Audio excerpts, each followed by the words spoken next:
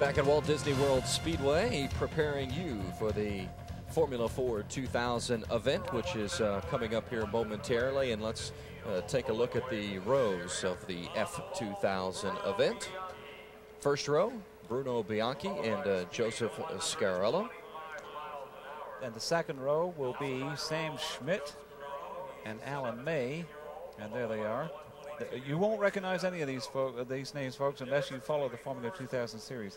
Well, the Formula 2000 series provides aspiring racers with a competitive, cost-effective racing series. As you see, row 3 with Andrew Borden and Steve Knapp. And then we'll go to row 4, which is Nick Holt and Mark Noski. The fifth row, Jason Bright in car 18, and in car number 3 is Don Burgoon.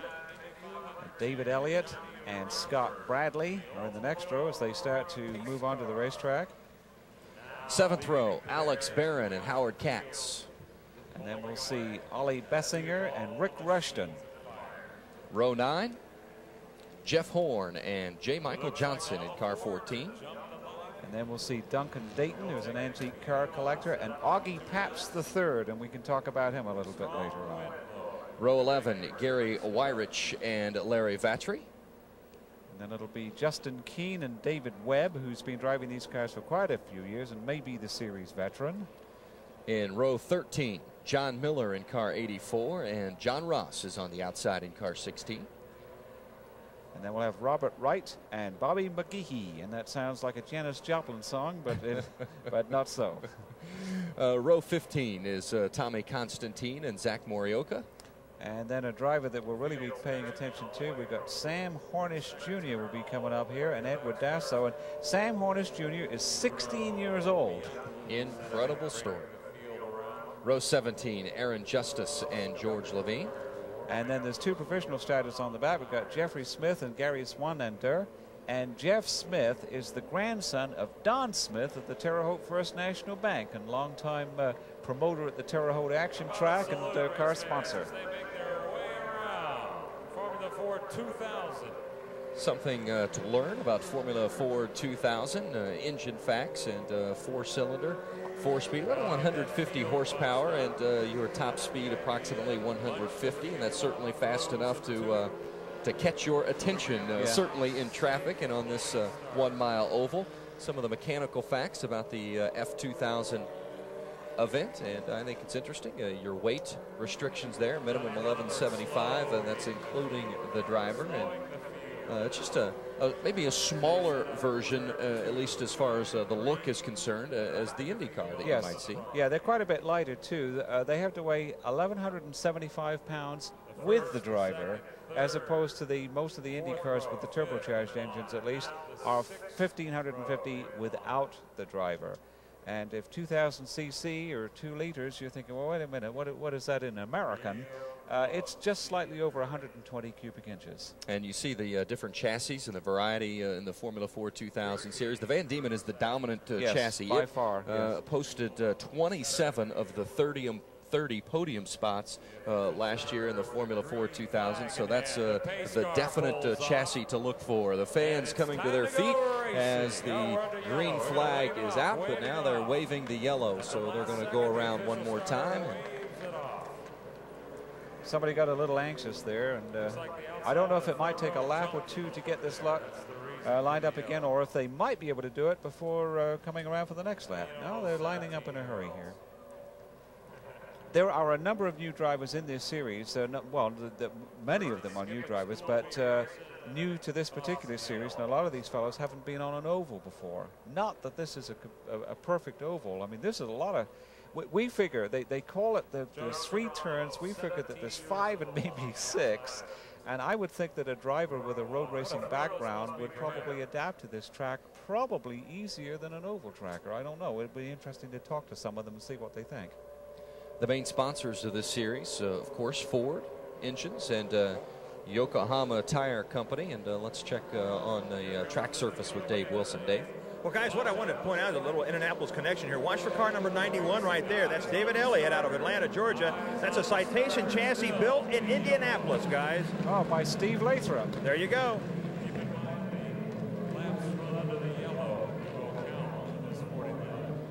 Well, apparently we didn't get a green again, although that looked a little better than the last one. But since Dave brought that up about the Citation Engineering and Steve Lathrop, you know, Steve's father, Art Lathrop, was one of the originators of Racing Associates, which later became Ebb Rose with Herb Porter as chief mechanic. Now, we're going back quite a few years, but if you remember the DA Lubricant Specials with Bob Swikert and Johnny Thompson at the wheel, and those were owned by Racing Associates in its early days, and it was Art Lathrop and David Coleman Clover, who were a couple of Indianapolis businessmen.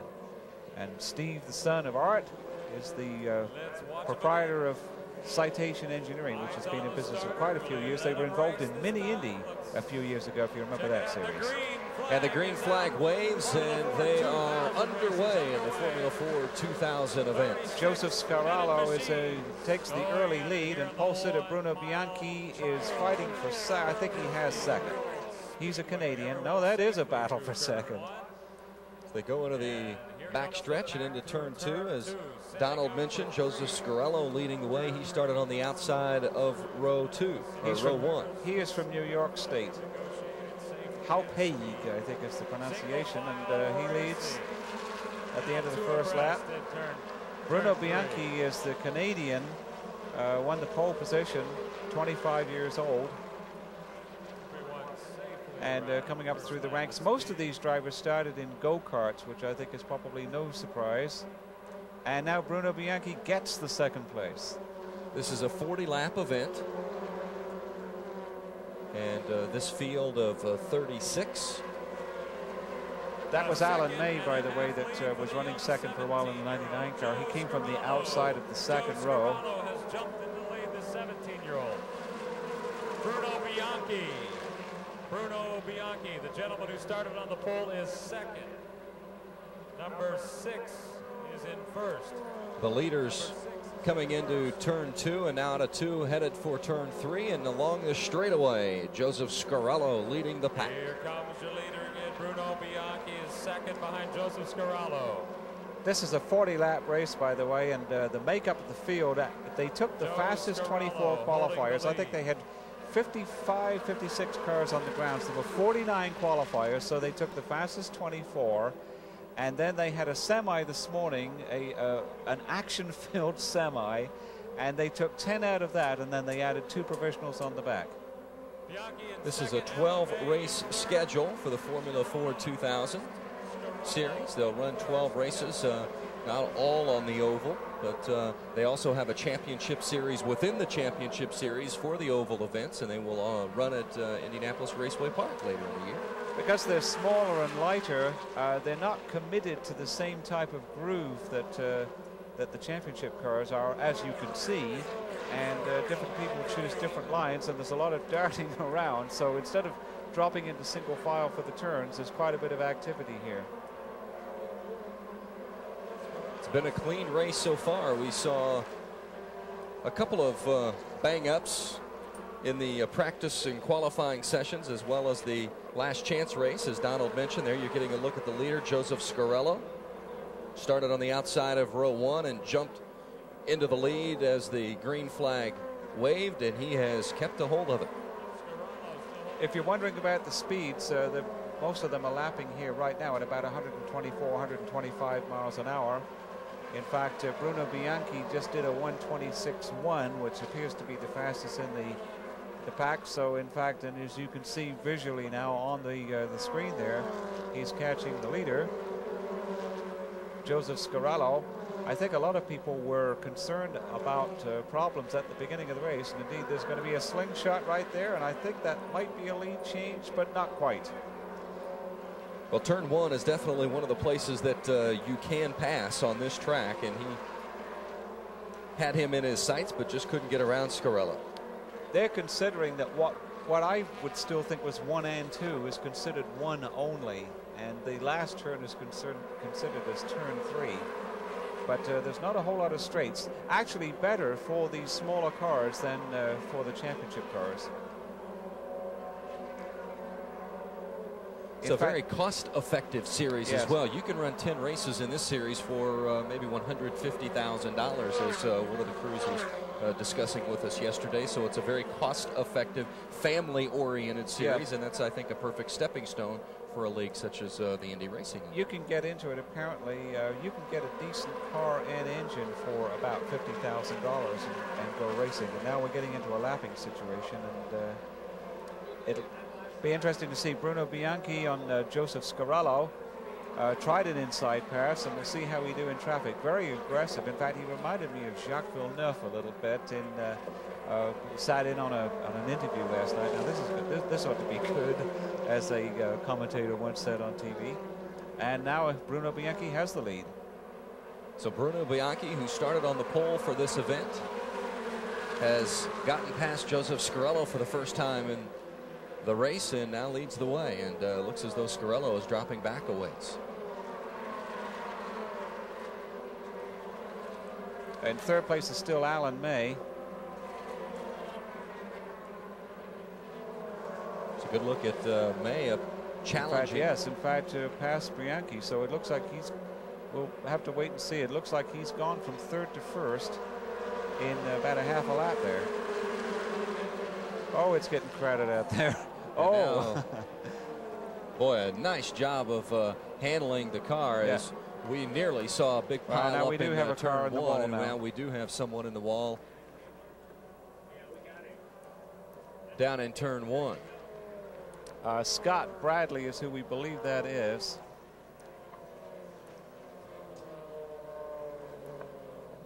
Doesn't look like major damage, and then of course see him Now we're immediately going to getting take that out of back. the car. Now, in fact, that is the number 46. It looked like 48. In fact, that is one of the provisional starters, Gary Swanander.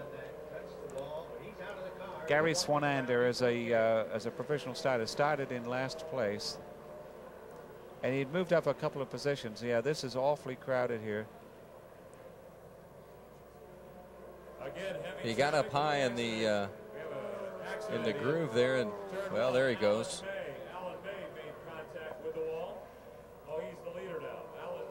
Came up just behind and looked like maybe touched the rear end of the car in front of him, and it sent him out of control into the wall, but not too heavy of an impact, so that's good news for Gary, and we'll return to Walt Disney World Speedway for coverage of the Formula 4 2000 event in just a moment on Indy Midday Live.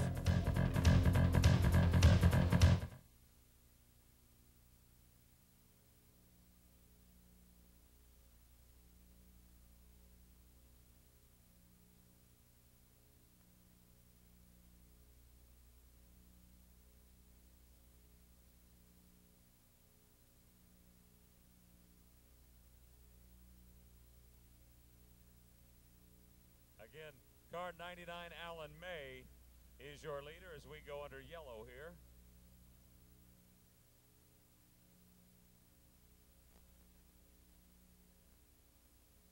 Position, Steve Knapp. Knapp started 6th. He's now in 4th position from Salem, Wisconsin.